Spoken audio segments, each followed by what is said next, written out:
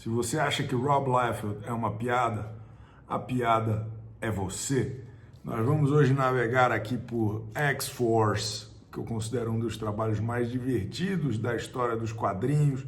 É muito legal isso aqui. Saiu esse ônibus recentemente com as 15 primeiras edições de X-Force, muitas delas com roteiro e desenhos do grande Liefeld. Nós vamos navegar por este clássico.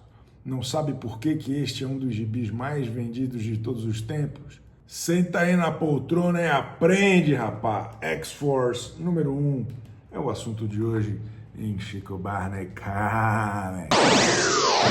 Bom, falando em ônibus, eu adquiri lá na Comic Boom alguns dos mais luminosos lançamentos aí deste formato pela Panini. Ó, X-Men Extra. Eu falei recentemente que tenho achado brilhante o trabalho da Panini com os X-Men do Claremont, se a gente for ver. Já tá tudo completinho aqui no Brasil, né? Tudo completinho, disponível, muito legal. E também isso aqui, ó, Sociedade da Justiça, número 3, Geoff Johns. Em breve eu vou começar aqui minha série analisando com calma o trabalho do Geoff Johns. Temos aqui também ó, o Frankenstein de George Bess, perfeito, da Risco Editora, e também o Aleph Tal Jodorowsky Comic Zone. Isso aí, muito mais, você pode usufruir com o nosso cupom, é o cupom eletrônico Comic Boom. Vai lá, porra. Bom, eu sou realmente um grande entusiasta do Rob Liefeld, eu acho divertidíssimo o trabalho dele. E vou tentar mostrar para vocês por que eu acho tão interessante, por que me fascina tanto. Eu acho que ele, daquela galera lá da Image, né? O Jim Lee, o Todd McFarlane, o Eric Larson, o Mark Silvestri, eles obviamente romperam com a tradição anterior, uns mais, outros menos, e eu acho que ninguém foi tão radical quanto o Rob Liefeld. E também acho que ninguém colocou uma energia e um dinamismo tão fascinante nos seus quadrinhos quanto ele. Ah, mas ele não desenhava tão bem, mas tecnicamente ele era imperfeito, mas a proporção, mas os pés, sei lá o que, tudo isso é detalhe. Quando você é um moleque de 10, 12, 13, 14, 15, 40 e muitos anos, está me entendendo? A energia que ele coloca nos quadrinhos, a energia que ele coloca nesses personagens, porque convenhamos, quando ele começa a desenhar os Novos Mutantes, esse se tratava de um dos gibis mais desgracentos da Marvel. Era de uma palmolescência simplesmente azucrinante. A gente tinha aqui os bons roteiros de Louis Simonson, mas personagens que já tinham vivido o seu auge, que não eram mais muito importantes e que não tinham muita relevância. E aí no número 87, aqui na verdade, né, no finalzinho do 86, mas no comecinho do 87 surge o Cable. E aí as coisas começam a mudar, aí as coisas começam a acontecer. Essa é uma capa clássica que todo mundo acha legal, sem qualquer sombra de dúvida. Virou um ícone dos quadrinhos norte-americanos. Aqui ainda na batuta de Simonson, temos o encontro dele com Wolverine. E aí o Cable ele se torna, de certa maneira, o arrimo dessa revista, que dura até a 100ª edição. Aqui é o volume seguinte da Epic Collection, que mostra, né, entre outras coisas, o surgimento do Deadpool e também do Gideon e o Mancha Solar caindo fora da equipe. E o surgimento de outros personagens interessantíssimos, que essa reta final, esses 14 números praticamente sob a batuta de Rob Liefeld junto com a Louise Simonson, eles não se davam bem, porque ele trazia ideias que não se encaixavam no, como que eu posso dizer, na tradição. E aí eu fiquei muito feliz quando eu vi que estava já disponível para venda este ônibus, tá certo? Que nós vamos navegar juntos agora.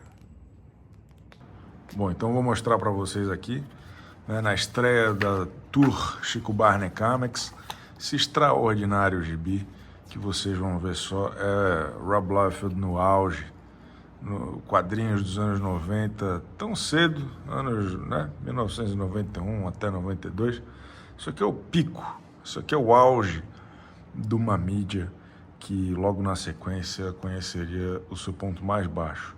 Mas além da estreia de X-Force lá em agosto de 91, começa em fevereiro aqui as 3 últimas edições de Novos Mutantes e depois uma mega saga requenguela, o Kings of Pain, perfeito. Mas aqui, ó, vocês vão ver que acho que uma das edições mais importantes de todos os tempos dos quadrinhos mundiais é essa aqui, New Mutants 98. É muito famoso por conta deste personagem, é a estreia do Deadpool, mas também tem a estreia do Gedeão e a estreia da Dominó. E eu entendo isso aqui, não é por acaso que abre este volume. O Cable já foi estabelecido, ele já é o líder desta criançada aqui, desses ex-crianças, na verdade. E aqui começa uma transição radical, rápida e radical, de panorama, de vibe, como dizem hoje os políticos do mundo. Então a gente tem aqui o Gedeão. O Gedeão, neste primeiro momento, ele é um personagem misterioso e tudo mais, a gente vai descobrir muita coisa, mas ele que mata, ele é responsável pelo assassinato do pai do Robertinho, do Roberto da Costa. E aí nós temos aqui o Rictor e tal. Aqui surge o Deadpool. O Deadpool, nesse primeiro momento, ele é meio bucha, ele tá amando do Mr. Tolliver, que eu acho o nome, não parece nome de sei lá, que cachorro daria para uma criança. O Tolliver é o grande vilão do Cable nesse começo. Olha como o Cable era calvo. Depois foi melhorando um pouco, né? Ele ficou um pouco menos com esse moicano aqui. Mas o Deadpool, ele, enfim, é facilmente obliterado aqui pela Domino. Ó, a Domino chega, botando banca e tal. E aí a gente conhece ela e descobre que o Cable, apesar de ser um cara durão, ele tem uma grande amizade com a Dominó. E a gente vai conhecer um pouco melhor dele. Então aqui, ó, aqui já está estabelecido nessa página que a X-Force vem aí, que ele está abandonando o sonho e vai viver uma nova emoção. O Rictor vai embora, então a gente começa a ter a equipe de Novos Mutantes mexendo, o Rictor cai fora, e aqui o Gedeão vai buscar o Robertinho Maravilha, que vocês sabem é um milionário, bilionário brasileiro. Na edição seguinte, o Rob Liefeld se livra também do Mancha Solar, e aí ele fica com essa rapaz aqui. Vocês vão ver que nesta edição tem uma transição ainda mais radical, porque a gente é apresentado a mais personagens. A Feral, que é uma Morlock, que pelo visual dela, assim, tal, remete muito a Rain Sinclair, né, a Lupina. E aqui a gente tem também uma volta de um personagem que antes era um bandido, né, o irmão do John Proudstar, aqui o James, né, que é o personagem e tal, que tinha morrido lá atrás e tal. Que a gente vê o desenvolvimento do Gedeão, piriri, pororó e tal. E aí, ó, aí aqui o lugar onde ele morava, o Proudstar, é completamente arruinado. Aqui a gente vê um negócio que depois não voltaria muito mais. O Cable, ele é quase nesse momento aqui, o Cable, ele é praticamente um livro em branco, assim, uma página em branco. O Rob Liefeld e o Fabian Nicieza e todo mundo, eles chutam para vários lugares e parece que eles estão testando, eles estão vendo possibilidades e tal. Aqui o Cable meio, intelectual e tal. Não sei se isso se repetiu muitas vezes ao longo desses quase, quantos anos já? 35 anos e tal. Então aqui o Robertinho pede as contas, o Cable não se importa muito, o Cannonball, o míssil, fica triste, e aí nós temos a Dominó chegando junto, o míssil numa crise aí de liderança e tudo mais, será que vai, será que não vai?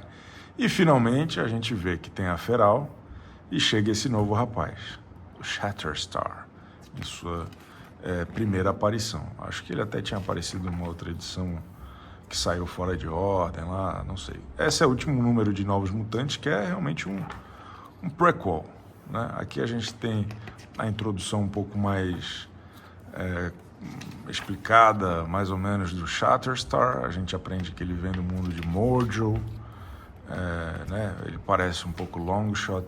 A gente sabe que o Rob Liefeld adorava a arte do Arthur Adams, não por acaso copiou muito o Art Adams. E aí a gente tem estabelecido aqui esses novos personagens, perfeito? Ó, aqui é a origem do garotão e tal. E aí, o que eu acho muito divertido, muito interessante, nesse time que vai ser o time da X-Force, é que nós temos, de uma maneira, muito legal, aqui, ó, aquele desenho clássico que ele pegou de... Como é que é o nome daquela série do Frank Miller? Ah, vocês estão ligados, né? Eu não gosto muito daquele gibi do Frank Miller. Mas é legal, pô, essa arte aqui ficou massa, vai. Pô, legal pra caramba. Tu vê que é tudo, porra, é dinâmico, é cinético, o tempo todo tem alguma coisa acontecendo. Ó, numa página tem essa splash page aqui, lindona, do cara sendo esfaqueado de trás pra frente. Descosta. E aí tu vira a página, tem um tirambaço do Cable, bicho. Imagina você com 12, 13 anos, não vai ficar viciado nisso, não vai comprar 3 milhões de cópias dessa porra? Claro que vai, porra. O professor Xavier não era assim, não era tão legal assim. Está me entendendo? Enfim, aí nós temos aqui o estabelecimento de uma nova situação. Eles vão sair da onde eles estavam e vão para um outro lugar que vai fazer referência também ao novo status quo, né? Basicamente, o que eu acho legal, enfim, aqui tem, né, eles estão indo embora da escola do professor Xavier e eles vão para um novo lugar, perfeito? E olha que paulada. Os vilões à frente de Libertação Mutante, enquanto isso, a gente vai conhecendo um pouco melhor esses personagens esquisitos e tal. Daí tem esse fera aqui, o Strife, o conflito em português. Com uma armadurona e tal. Quem será que é esse vagabundo? Né? Um visual meio Wolverine. Aí a última página do gibi dos Novos Mutantes é a revelação de que o grande vilão, porra, é o Cable, bicho. Ferrou. Quem que não vai comprar a estreia de X-Force? Se eu tivesse uma máquina do tempo, eu pegava uma máquina do tempo para junho de 1991 para comprar a porra de X-Force, cara. É genial. Eu lembro de ver isso aqui, eu fiquei maluco. Fiquei completamente perturbado. Aí tem um negócio aqui de, né, esse Kings of Pain, que não é ruim não, mas também não é bom, tá certo? É um negócio meio... de uma época que a Marvel não planejava tão bem assim algumas coisas. Mas beleza, né? Legal, tal. E aí, finalmente, nós chegamos em junho. E temos aqui, olha que belezura, o assunto do nosso vídeo de hoje. X-Force número 1. Que, assim, como eu falei, o Rob Liefeld, ele é muito criticado por motivos injustos, sabe? Virou um pouco de moda. Eu vou tentar aproximar aqui, ó. Ah, olha que luva feia que ele desenhou. Olha só, ele não sabe desenhar a mão. Olha só, que espadas que não fazem sentido e tal. Cara, a expressão da arte, ela não é necessariamente, né, uma busca pelo que é mais parecido com a realidade, né? Isso aqui, pra mim, até hoje, na época eu lembro que eu fiquei maluco, mas até hoje isso aqui tem uma energia, cara. As cores, os personagens e tudo mais. Isso aqui era muito a energia da época, assim, sabe? Era um negócio meio, porra, boné pra trás, skate, tá ligado?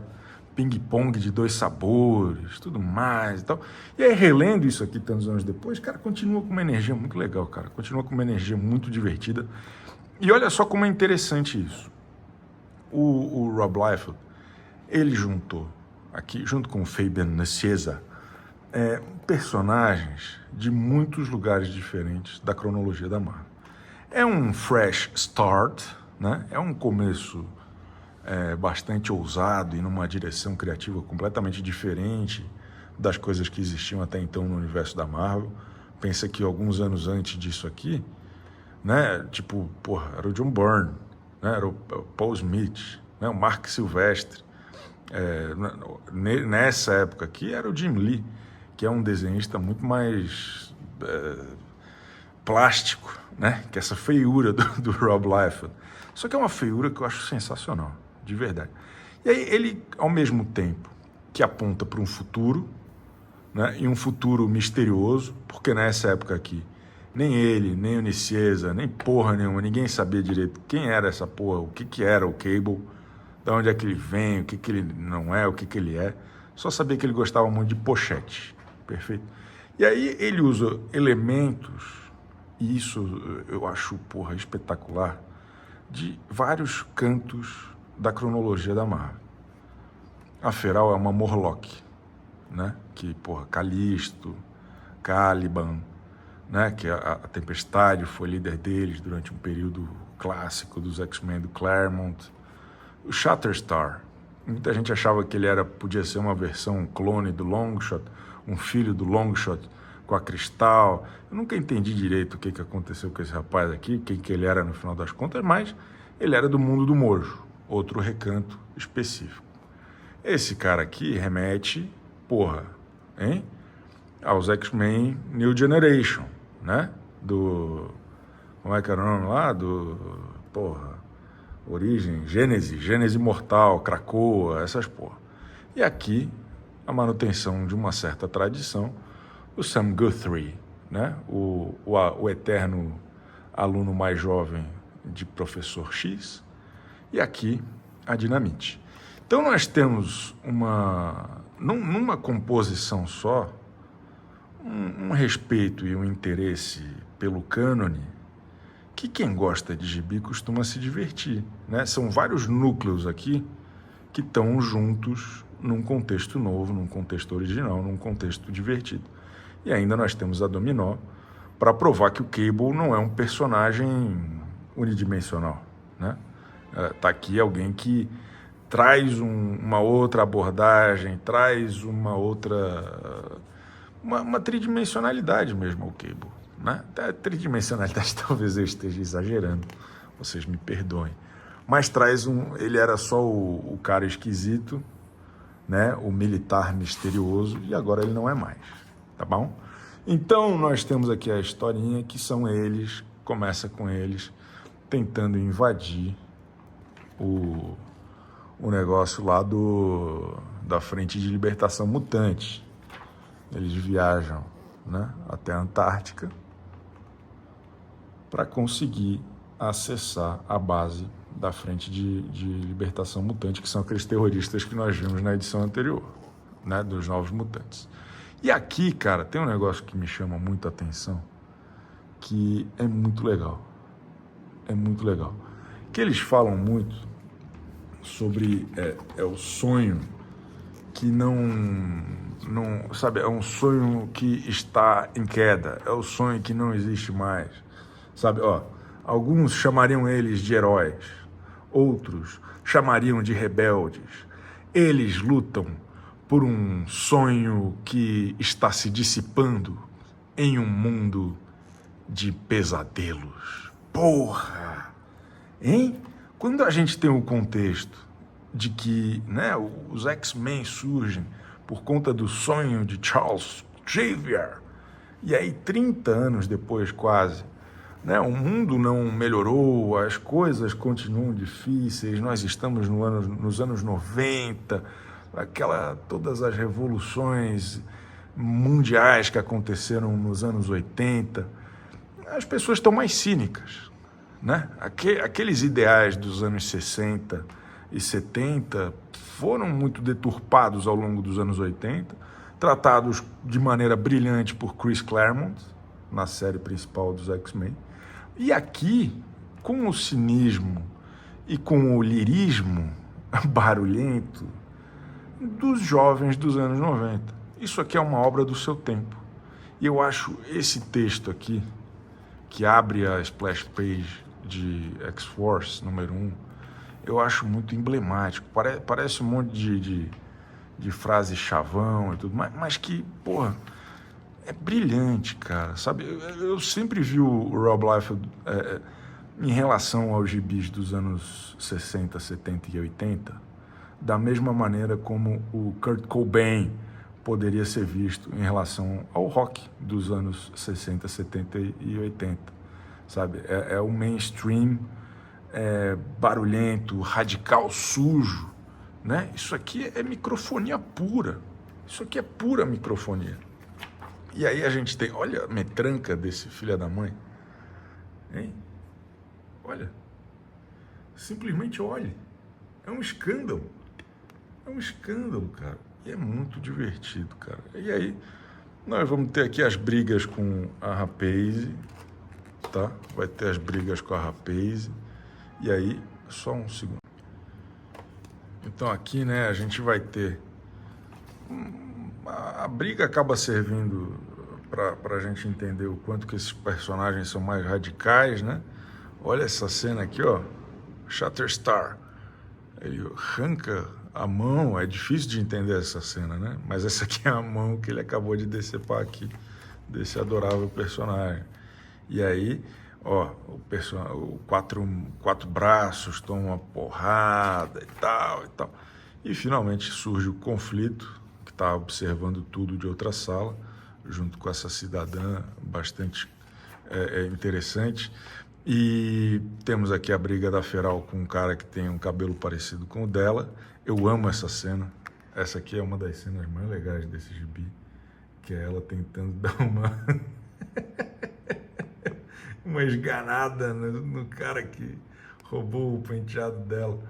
Porra, é engraçado demais, velho. Lembra do Didi Mocó nos Trapalhões, quando ele ficava deprimido? Mas enfim, aí nós temos isso aqui, daí... Ó, essa cena aqui, ó. Porra, irado. E aí eles, né, aparece esse cara aqui que sempre aparece para teleportar todo mundo. Aí eles vão embora. Aí aparece mais gente, piriri, pararó. E essa página eu amo também. Porque esse papel, né, ele não faz justiça a como deveria ser esse relançamento, que tinha que ser o papel jornal. Papel ao maço. Esse tipo de colorização tem cheiro de papel jornal. Não sei se vocês concordam. Eu acho muito legal essa colorização aqui. Aí eles picam a mula, vão embora, e daí nós vemos em outro momento aqui o Gedeão manipulando o pobre do Robertinho, né, o órfão mais trouxa do momento. E aqui a gente vê um personagem que vai ser bem importante para o desenvolvimento do Cable, que é, né, o comandante Bridge, o cara da SHIELD, que a gente vai ver que ele tem um monte de coisa parecida, né? Ele é do mesmo tamanhão do Cable, ele tem aqui, ó, esses walkie-talkie com antena, tipo Cable, porra. Hein? Por que será? Porque eles já se conhecem, eles são brothers, mais ou menos brothers e tal. Então a gente vai ver aqui que o Bridge... Ele tá nervoso, que ele chega lá para ver o que aconteceu na Antártica e descobre que é mais uma, né, diabrura do Cable. Aqui nós temos um papo interessante entre Cable e Míssil, né? A gente vai descobrindo mais algumas coisas. Esse aqui seria o filho que não é filho do Cable, que eles tiveram alguma treta no passado por conta da Frente de Libertação Mutante e tudo mais, e tal, com o conflito, né?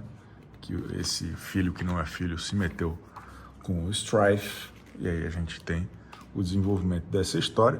E aqui, ó como é importante, o míssil cai fora, chega a Dominó, e aí o Cable pode mostrar para ela coisas que ele não mostra para mais ninguém, hein? De metal, não, é um poder psiônico dele, né? Isso aqui ele nunca tinha mostrado isso, mas aqui ele mostra. Então, perfeito. Então, a gente tem o desdobramento dessa história. Eles vão se conhecendo melhor, né? A gente vai conhecendo, na verdade, esses personagens melhor. E aqui a gente vê o que vai acontecer com o Gedeão e o Mancha Solar. Eles estão numa reunião de board de uma empresa. Aí aparece esse cara que é o primo do Banshee, né? Aquele terrorista mala. E aí a gente descobre que eles estão sendo feitos reféns no World Trade Center. Perfeito? Eles estão no WTC. Lembrando que esse gibi é de 1991. Aqui a gente volta para o Bridge, é outro núcleo em desenvolvimento, núcleo que vai ser importante.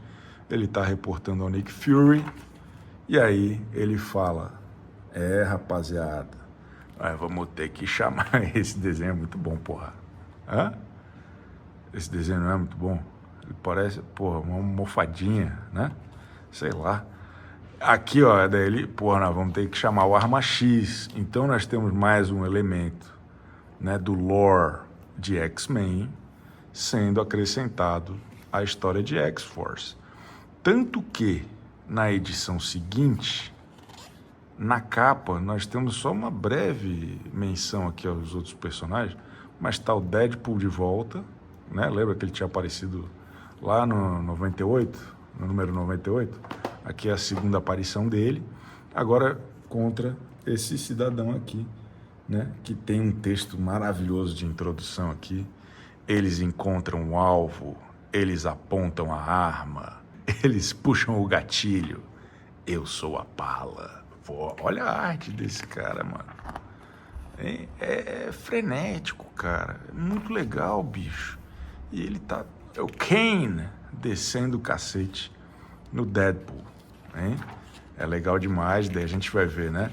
Na edição anterior a gente teve uma mão sendo decepada. Aqui o Rob Liefeld faz a mão se tornar um salsifufu eletrônico, ó. Salsifufu no Deadpool e tal. A gente tem os dois aqui, né? A gente entende o que houve, o Tolliver tá indo atrás de quem, aqui é o desenvolvimento da história do Bridge. E aqui nós temos, se antes, né? Aqui é outra demonstração importante do porquê que a X-Force é mais legal que o X-Men nessa época. Enquanto eles, né, os X-Men treinavam na sala de combate, lá na sala... Como é que era o nome daquela porra lá? Sala do Perigo, né? Eles não têm sala do perigo, porra. Eles treinam no pelo, porra. Tá me entendendo? O que tiver que ser, será. Não tem, ó... Não tem coré-coré. Porra, tá maluco? Ó, e daí nessa, a Feral perde o controle e deixa o míssil se estrebuchando. Ai, meu Deus do céu, se ferrou. E aí nós temos a continuidade aqui da trama do WTC e também um dilema, né, do Cable. O quão radicais nós devemos ser? Será que a Feral está nos mostrando alguma coisa? E termina com o fanático, que vai desembocar numa edição bem legal depois. Acho que daí também eu não vou ficar, né, dando tanto spoiler aqui do gibizinho de 35 anos atrás. Mas é isso, assim, daí depois nós temos a X-Force número 3, aí continua na última edição do Homem-Aranha, desenhada e escrita pelo nosso querido Todd McFarlane, né? Imagina só, era tudo tão mais legal com esses caras, tá me entendendo? Né? Pensa comigo, assim, que, porra, eles faziam assim, vamos fazer um gibi no formato pôster? Vamos. Pô, eu faço uma edição, tu faz outra, meu irmão. É nóis, tá? É nóis. Então essa aqui é a despedida do McFarlane. E daí na sequência tem o Liefeld, o Rob Liefeld desenhando o Homem-Aranha. É muito engraçado. Olha só. Eu acho genial, cara. Eu acho muito engraçado. E aí nós temos a continuidade da historinha do WTC, que é interessante, legal, cheia de emoção. E depois, enfim, aí depois continua, a gente vai vendo o desdobramento, piriri, pororó. É legal ver os outros artistas trabalhando nesses personagens depois. O legado do Liefeld é muito bom. Ó, tanto que eles não sabiam o que eles iam fazer com o Cable. Ó, aqui eles deram como se ele estivesse descascando. Ó, e não como se fosse um vírus tecno-orgânico. Tá entendendo? Mas enfim, era isso que eu queria mostrar para vocês aqui. Basicamente, repassar o quanto que é interessante, porra, é interessante. Tem 15 edições do Rob Liefeld. Não, acho que são até a 12, né? Ele fica até a 12, se eu não me engano. Aí depois ele vai embora. E aí depois tem as outras edições aqui pela uma galera incrível. Mark Passella. Ó, o Cable do Mark Passella. É bom demais. Ó, esse aqui eu acho que é um dos melhores Cables de todos os tempos. Mark Passella, o nome da fera. Aí, garoto. Então tem 15 edições aqui, nem todas desenhadas por ele. Acho que 9 desenhadas por ele. E aí depois nós temos o Greg Capullo assumindo a X-Force. Aqui tem no ônibus tem a primeira edição do Capullo. E aí depois vai virando um gibi um pouco menos... Cara, um pouco menos radical. Um pouco menos radical. Vai virando um gibi um pouco mais padrão. Mas isso aqui, meu amigo, isso aqui é extraordinário. De verdade. Eu queria que mais pessoas gostassem sem ironia, porque é massa pra caramba. Bom, foi um vídeo diferente aqui do Chico Barney Comics. Até o cenário eu fiz em outro lugar. Espero, né? Porque, enfim, ali no meu escritório eu tô mexendo em algumas coisas e tal. Mas espero que vocês tenham gostado, pô. Espero que a gente tenha navegado com alegria e com satisfação pela X-Force número 1. Acabamos navegando pela 2 também, tá certo? E é o seguinte, gibizinho importado, queres, compre seu gibi importado com o parceiro da Chico Barney Comics, a Baú das HQs, tá bom? Usa o nosso cupom lá, Chico15. Na Baú das HQs é Chico15 o seu cupom para você comprar seus gibis. Porra, as issues, porra, que coisa maravilhosa. Tô adorando colecionar esses famosos gibis importados, edição por edição, além desses encadernados incríveis que eu costumo adquirir. Tá certo? Conto com o prestígio de vocês, a gente volta semana que vem. Beijo. O segredo para manter a calma é ouvir Expresso. And now he's thinking about me every night. Oh, isn't that sweet? I guess so. Say you can't sleep, baby, I know.